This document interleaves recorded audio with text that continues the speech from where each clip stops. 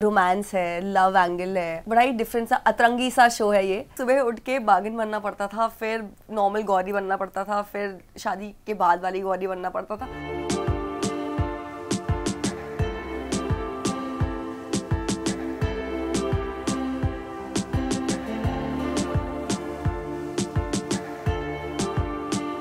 बहुत ही अच्छा लग रहा है। बहुत टाइम बाद लोग मुझे वापस से अपनी स्क्रीन्स पर देखेंगे। So I am very excited and very happy and I am looking forward कि लोगों का क्या ही रिएक्शन होगा।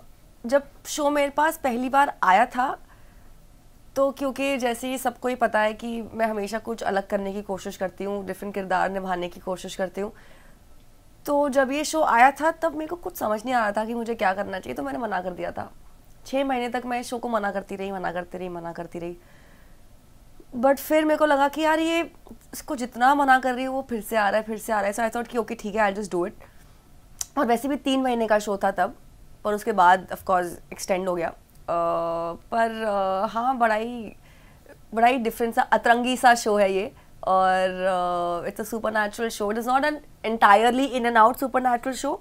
बहुत सारा घर का ड्रामा है, रोमांस है, लव एंगल है, और end of course I'm going to turn into a tigress भी है। नहीं, मैं इच्छाधारी बाघ तो नहीं हूँ। ऐसा नहीं है कि आप मुझसे विश मांगोगे और वो पूरी कर देगी।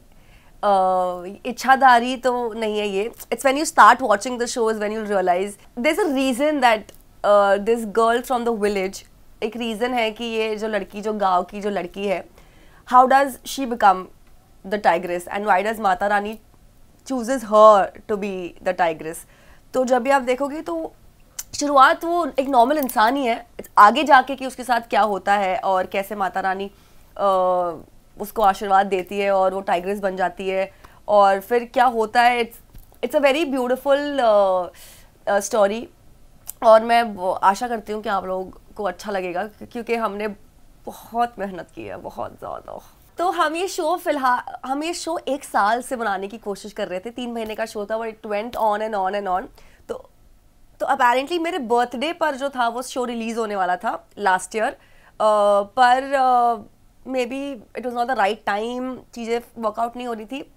लकीली अब इस साल मेरे बर्थडे से पहले ये शो रिलीज़ हो रहा है, 1 साल हो गया है। तो yeah I have had my share of fun on the set. जब मेरा बर्थडे था तब मैंने पूरे सेट को I treated the entire set and we had a lot of fun। बहुत सारा खाना खाया हमने, बहुत सारी केक्स काटे, आप लोग सभी तो आए थे।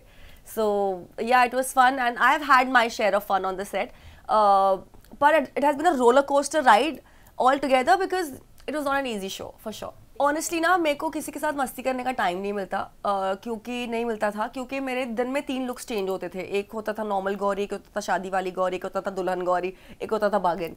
तो I have not really had a lot of fun on the set, not interacted with a lot of people on the set, but of course मेरे scenes अंश के साथ बहुत ज़्यादा होते थे, तो मैंने उसके साथ काफ़ी चिल किया है। रोमांच भाई और मृदुला के साथ काफ़ी चिल किया है। So yeah, the 3 of us we have had a lot of fun।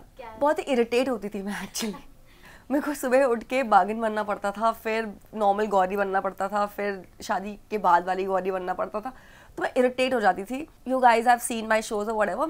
मैं कभी कपड़े पर ज़्यादा ध्यान नहीं देती, मैं सिर्फ अपने परफॉर्मेंस पे ज़्यादा ध्यान देती। मैं अपनी मिरर भी नहीं चेक करती व्हेन आई एम शूटिंग।